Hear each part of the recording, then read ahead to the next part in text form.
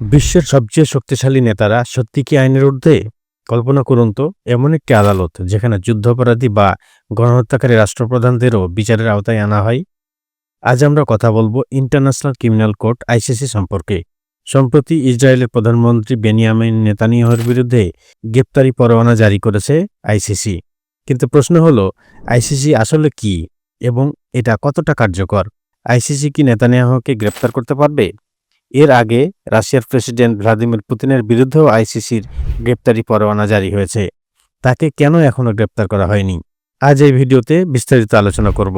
একই সঙ্গে আলোচনা করব আইসিসির জন্ম, এর কার্যক্রম, সদস্যভুক্ত দেশের তালিকা এবং এর বিতর্কিত দিকগুলো নিয়ে। ভিডিওটি না টেনে পুরোপুরি দেখলে আইসিসির বিষয়ে আর কোনো প্রশ্ন থাকবে না আপনার মনে। চলুন তাহলে শুরু করা যাক। ইন্টারন্যাশনাল ক্রিমিনাল কোর্টের ধারণাটি প্রথম আসে দ্বিতীয় বিশ্বযুদ্ধের পর। নুরেমবার্গ ও টোকিও ট্রায়ালের মাধ্যমে আন্তর্জাতিক অপরাধীদের বিচার করার প্রক্রিয়া শুরু হয়। তবে তখন এটি ছিল অস্থায়ী।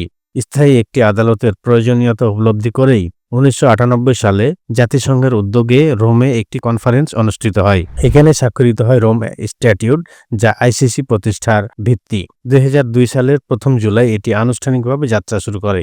গুরুত্বপূর্ণ ব্যাপার হলো, এই আদালত কেবল 2002 সালের পর সংগঠিত অপরাধের বিচার করতে পারে। এর মানে অতীতের অপরাধের জন্য এটি কোনো সিদ্ধান্ত নিতে পারে না।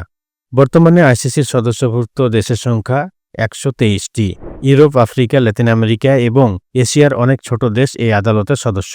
তবে উল্লেখযোগ্যভাবে চীন, রাশিয়া, ভারত এবং যুক্তরাষ্ট্রের মতো বড় বড় দেশ এর সদস্য নয়। যুক্তরাষ্ট্র মনে করে তাদের নাগরিক বা সেনাবাহিনীকে অন্য কোনো দেশের আদালতে বিচার করা হলে তারা ন্যায় বিচার পাবে না। রাশিয়া ও চীন এই দেশগুলো নিজেদের সার্বভৌমত্ব রক্ষার কথা বলে সদস্য হতে অস্বীকার করেছে। ভারত মনে করে আইসিসি তাদের অভ্যন্তরীণ নিরাপত্তা এবং সার্বভৌমত্বের জন্য হুমকি। এখন প্রশ্ন হলো, সদস্য না হওয়া সত্ত্বেও এসব দেশের কোনো নাগরিকের বিচার করা সম্ভব কিনা? যদি সদস্যভুক্ত না হওয়া কোনো দেশের ভেতরে অপরাধ সংগঠিত হয় এবং তা জাতিসংঘ নিরাপত্তা পরিষদ অনুমোদন করে, তাহলে আইসিসি বিচার করতে পারে। আইসিসি আসলে কিভাবে কাজ করে? আইসিসি 4টি প্রধান অপরাধের বিচার করে। 1 নম্বর হচ্ছে গণহত্যা। একটি জাতি, ধর্ম বা জাতিগোষ্ঠীকে সম্পূর্ণ ধ্বংস করার প্রচেষ্টা যদি কোনো ব্যক্তি করে থাকে, তাহলে আইসিসি তার বিরুদ্ধে ব্যবস্থা নিতে পারবে। মানবতাবিরোধী অপরাধ। বড় আকারের হত্যাকাণ্ড, দাসত্ব বা জোরপূর্বক স্থানান্তর করার চেষ্টা থাকলে আইসিসি এর বিচার করতে পারবে। যুদ্ধাপরাধ।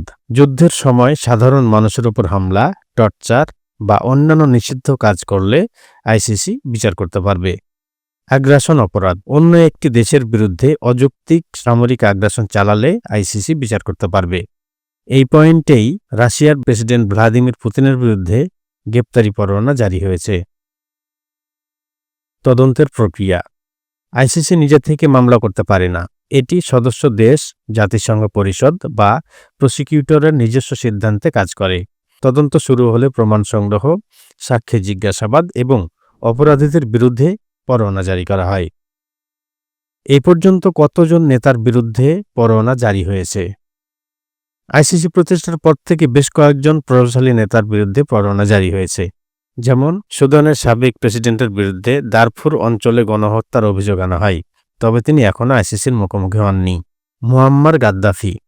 লিবিয়ার প্রাক্তন প্রেসিডেন্ট গাদ্দাফির বিরুদ্ধে 2011 সালে গ্রেপ্তারি পরোয়ানা জারি হয়, তবে তিনি তার মৃত্যুর আগে ধরা পড়েনি। জোসেফ কোনি। লর্ডস রেজিস্ট্যান্স আর্মির এই নেতার বিরুদ্ধে শিশুশূন্য নিয়োগ এবং গণহত্যার অভিযোগ রয়েছে।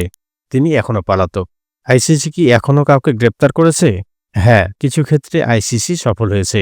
কঙ্গোর যুদ্ধাপরাধী থমাস লুবাঙ্গা এবং জার্মেইন কাতাঙ্গা আইসিসির হাতে ধরা পড়েছেন এবং তাদের সাজাও হয়েছে।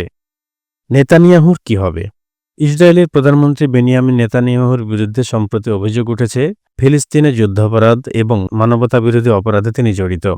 আইসিসি এই বিষয়ে তদন্ত শুরু করেছে। নেতানিয়াহুকে কি গ্রেপ্তার করা সম্ভব?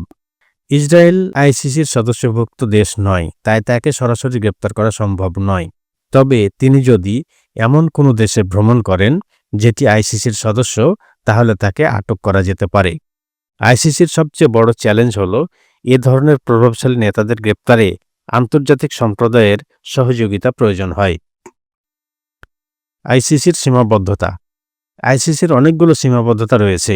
এর মধ্যে সবচেয়ে বড় হলো রাজনৈতিক চাপ। বড় শক্তিধর দেশগুলো অনেক সময় এই আদালতকে রাজনৈতিক হাতিয়ার বলে আখ্যা দেয়। এছাড়াও রয়েছে ক্ষমতা প্রয়োগের অভাব। আইসিসির নিজস্ব কোনো পুলিশ বাহিনী নেই, ফলে গ্রেপ্তারি পরোয়ানা কার্যকর করা কঠিন। এছাড়াও রয়েছে আন্তর্জাতিক সহযোগিতার অভাব, কারণ অনেক দেশ আইসিসিকে সহযোগিতা করতে চায় না। সম্প্রতি রাশিয়ার প্রেসিডেন্ট ভ্লাদিমির পুতিনের বিরুদ্ধে আইসিসি গ্রেপ্তারি পরোয়ানা জারি করেছিল। মূল অভিযোগ ছিল ইউক্রেন যুদ্ধ চলাকালীন রাশিয়ার পক্ষ থেকে যুদ্ধাপরাধ সংগঠিত হওয়া, বিশেষ করে ইউক্রেনের শিশুদের জোরপূর্বক রাশিয়ায় স্থানান্তর করা। এই গ্রেপ্তারি পরোয়ানা আইসিসির জন্য একটি গুরুত্বপূর্ণ পদক্ষেপ হলেও বাস্তবে এটি কার্যকর করা বড় চ্যালেঞ্জ রয়েছে। গ্রেপ্তারি পরোয়ানার পর পুতিন কি আইসিসি সদস্যভুক্ত দেশে ভ্রমণ করেছেন? উত্তর হলো না। গ্রেপ্তারি পরোয়ানা জারির পর পুতিন দক্ষিণ আফ্রিকায় অনুষ্ঠিত ব্রিক্স সম্মেলনে অংশগ্রহণ করার কথা ছিল, কিন্তু তিনি অংশ নেননি। কেন পুতিন দক্ষিণ আফ্রিকায় যাননি? ধারণা করা হচ্ছে গ্রেপ্তার এড়াতে তিনি এমন সিদ্ধান্ত নিয়েছিলেন কারণ দক্ষিণ আফ্রিকা হলো আইসিসির সদস্যভুক্ত দেশ। এছাড়া এটাও হতে পারে দক্ষিণ আফ্রিকা সরাসরি এই জটিলতায় জড়াতে চায়নি। তাই দেশটি ঘোষণা করে পুতিন ভ্রমণের পরিবর্তে ভার্চুয়ালি সম্মেলনে অংশগ্রহণ করবেন। পুতিনের ভবিষ্যৎ ভ্রমণ কি ঝুঁকিপূর্ণ? পুতিন যদি ভবিষ্যতে অন্য কোনো আইসিসি সদস্যভুক্ত দেশে ভ্রমণ করেন, তবে সেই দেশ আইসিসির চুক্তি মেনে তাকে গ্রেপ্তার করতে পারে। তবে বাস্তবে এটি হওয়ার সম্ভাবনা খুব কম, কারণ অনেক দেশই রাশিয়ার মতো শক্তিধর দেশের সঙ্গে বিরোধ তৈরি করতে চাবে না। এটি করলে আইসিসির আদেশ কার্যকর করা দেশটির জন্য রাজনৈতিক এবং অর্থনৈতিক চাপ আসতে পারে। বাংলাদেশ কি আইসিসির সদস্যভুক্ত দেশ?